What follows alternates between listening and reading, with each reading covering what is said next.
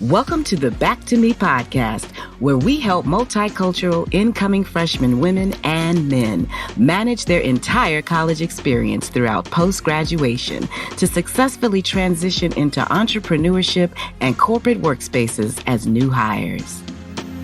Back to me. Oh, I turned it around. I'm back to me.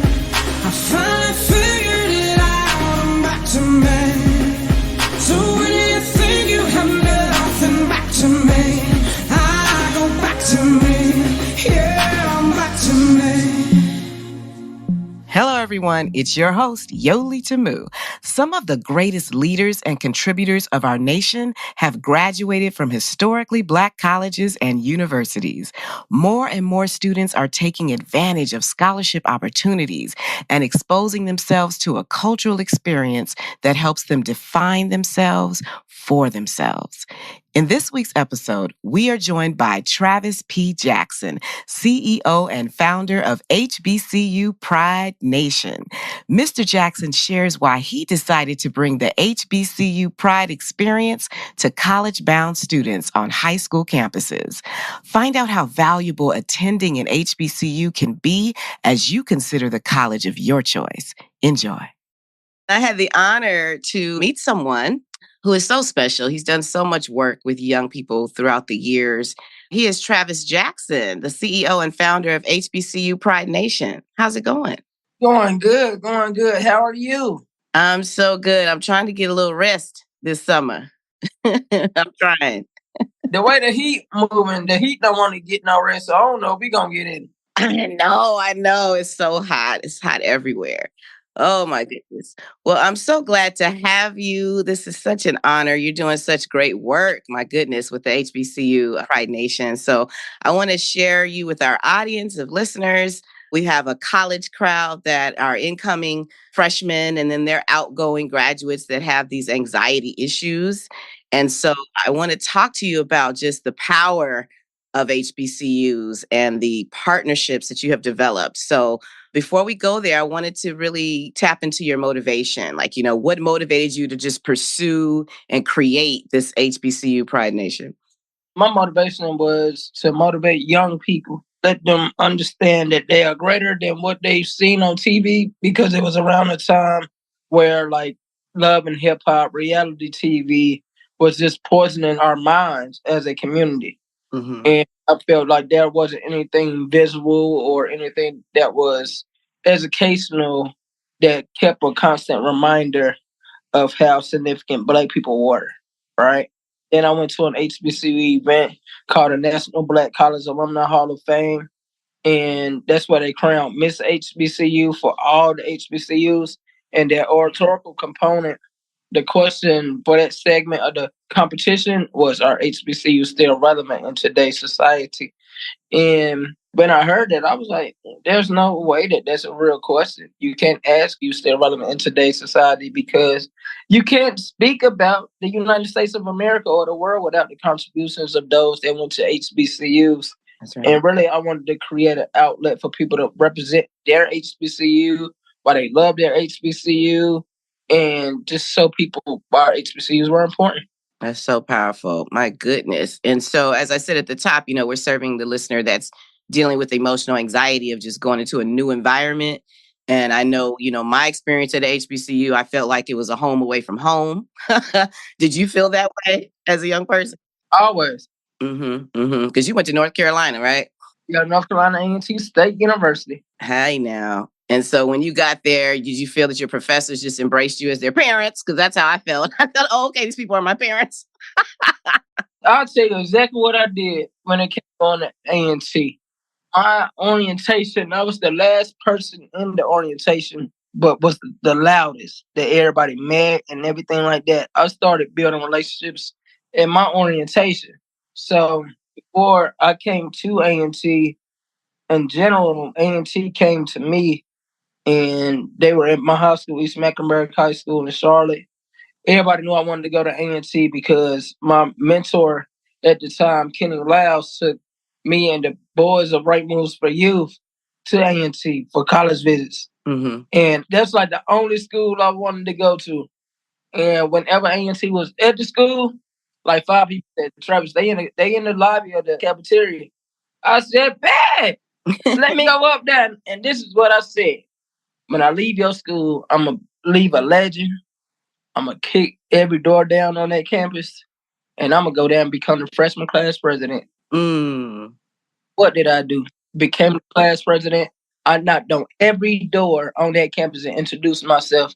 Even every academic building, the chancellor, dean of students, vice chancellor of student affairs, I didn't meet. And within the first 2 weeks of me being at A&T, people knew exactly who I was. My goodness. So you were motivated from the beginning, the very beginning. Yes, ma'am. Where does that come from? Is that just family upbringing? That's just you being surrounded by HBCU graduates? Where did that come from? My brother got killed in a drive-by shooting. I went to college. I just wanted to make sure that his name stayed alive, if anything else. And my father, I didn't have my father in my life as a child, but my father lived 10 minutes away from A&T. So A&T gave me the opportunity to get my father, to build a relationship with my father. But it was my mother's ambition. She worked 3 jobs for us to survive and stay afloat when I was coming up as a kid. And mother always worked hard and did amazing things just for me. So I always looked at it like, if my mother could serve me the way that she did and make sure that we were always good, I can make people's lives like good.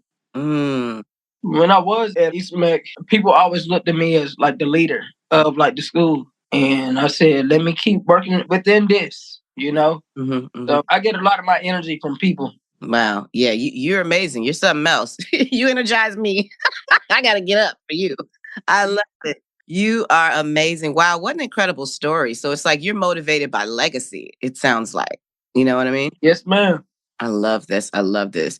So now when we think about everything that's happening today and the way our society is changing and trying to revert back to old patterns, when you think about that college student, what do you find is top of mind? Like, what are some of the topics that come up for you when you run into some college-bound students right now? Questions about mental health. Yeah. Questions about class registrations. And also, you know, I speak to a lot of students through our panel, the HBCU Pride Panel Experience, every high schools. A lot of them talk about financial aid. And one of the bigger things is going to college for yourself and not your parents. I love that. Interesting. So what would motivate them if it's not for legacy in that case? We try to make sure that they know what they want to do, what they're interested in, because you have a lot of parents that love to live vicariously through their kids. Yes. And we just say, make sure that you be true to you. At the end of the day, these 4 years impact the rest of your life. And students appreciate that. But more than anything, students just want somebody there that will listen to them. And especially when you know that we're still dealing with some pandemic babies that went to college during the pandemic, right? So it flipped their mental, it flipped the way that they socialize, it flipped the way that they believe in themselves, even to just like a lot of students may still feel like school is on the computer and lack the social aspect of going to a HBCU. So there's a lot of different courses that come up all the time. Wow. But mental health stood out when you said so. And then just the fact of not legacy being the driver. That's interesting. I never heard that one before. But legacy could still be the driver, but it has to be, I only went to this school because my parents told me to. Right. Or my parents wanted me to. I believe legacy is embedded in people individually. No matter if they had a parent that did anything. Like for me, neither one of my parents went to like community college or whatever. And I'm the first one in my family to receive a degree. That's my legacy. Wow. You see what I'm saying? Yeah. Amazing. I love that. Yeah. And I just thought about that, that just popped out for me because even myself, I was inspired by a TV mentor. My dad did go to Tuskegee, but I was inspired by Debbie Allen. You know what I mean? I saw Fame. I was like, who is that? And where did she go to school? So I understand what you're saying. It can't be outside of legacy. So important. So important. So now, as a result of that, you created a take from a TV show, A Different World. I was so excited to see that and to hear you tell us about the Hillman experience. Where'd you come up with that and what's that all about? So now it's called the HBCU Pride Experience. Okay. But experience is one of my favorite things to do. And I'm hoping to get back by 2025.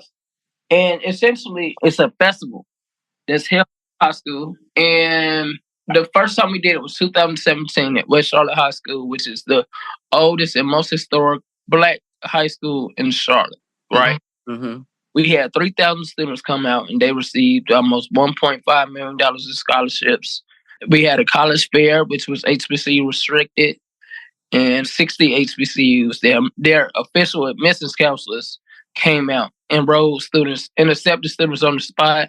We had an HBCU panel discussion with HBCU alumni, a pep rally, a Greek competition, and it's really just our way of, if students can't go to the HBCUs, we'll bring the HBCUs to you. Wow. Amazing. And you were on high school campuses? High school campuses. Yes, ma'am. We did it at West Charlotte High School, Butler High School, and Harding. Yes, ma'am. If that's not a marketing strategy, okay. We're coming to you. We're going to bring you the experience, not just the t-shirt. Okay. I love it. I love this. My goodness. So this has been powerful. So now when you do meet, I assume it's a similar thing like Black College Expo where you come together and you get signed up on the spot. But are there opportunities to really mingle with students from the campuses? How does it uniquely an experience? What makes it that?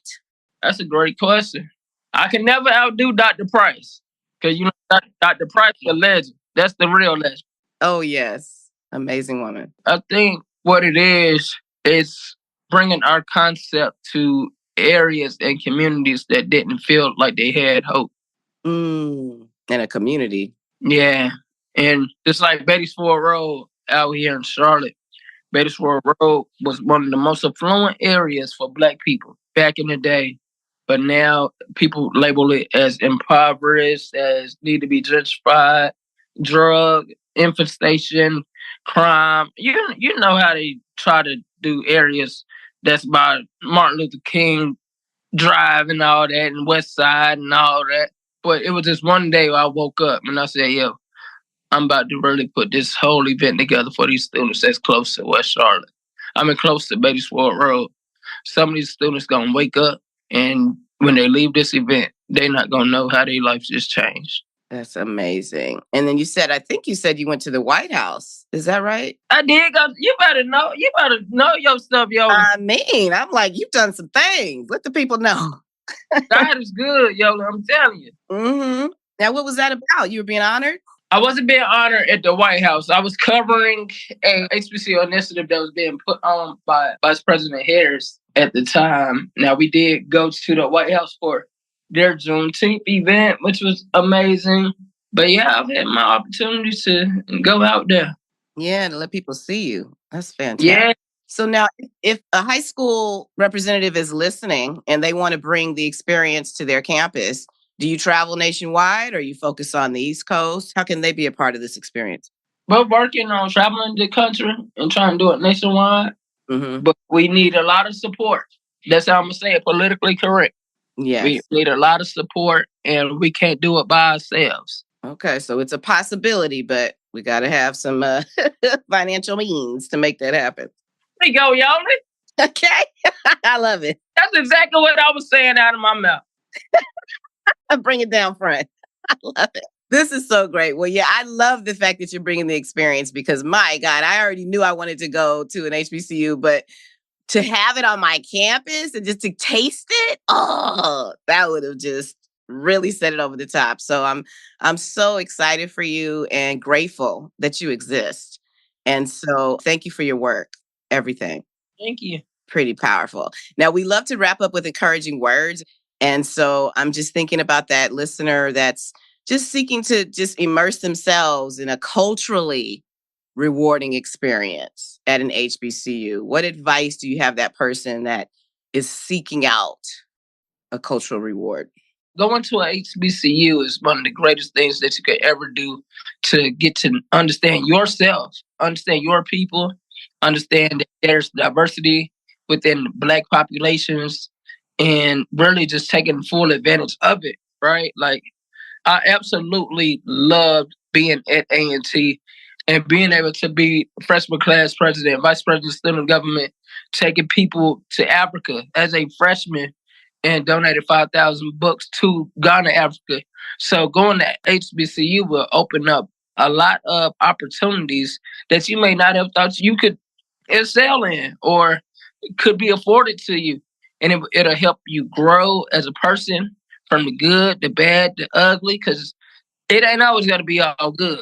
But you know that good saying, God is good all the time, and all the time God is good? Mm-hmm. It won't always feel good, but it will always work out for your good. So the HBCU is a whole transformative experience in a cultural reward.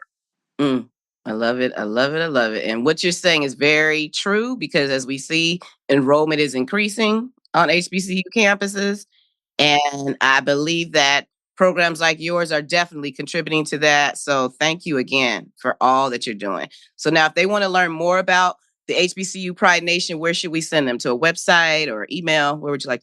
www.hbcupridenation.net. Our social media handles are all at HBCU Pride Nation. Then our email is info@hbcupridenation.net. Fantastic. Well, this is an honor. Like I said, I'm so glad to have you. You're one of the busiest people on the planet. Yeah, Lord have mercy. Okay, it's only going to get worse. Jesus. Hey, it's going to get better. How about it? Keep doing the work. Yeah. I love it. Well, Travis, thank you so much for your time. Thank you for being with us. This has been a pleasure. Thank you, Yoli. All right, you take it easy. All right, you too. Bye. Thank you for joining us. As you identify the college of your choice, make sure it is a rewarding one that exposes you to a world beyond your wildest dreams. For more information about other episodes, remember to subscribe to the Back to Me podcast, College and Beyond. I'm your host, Yoli Tamu. Leave a review at the end of this podcast, and if you would like to learn more about other special events, join the Back to Me podcast Facebook group, or simply text Back to Me to 833-206-4565. Until next time, be well.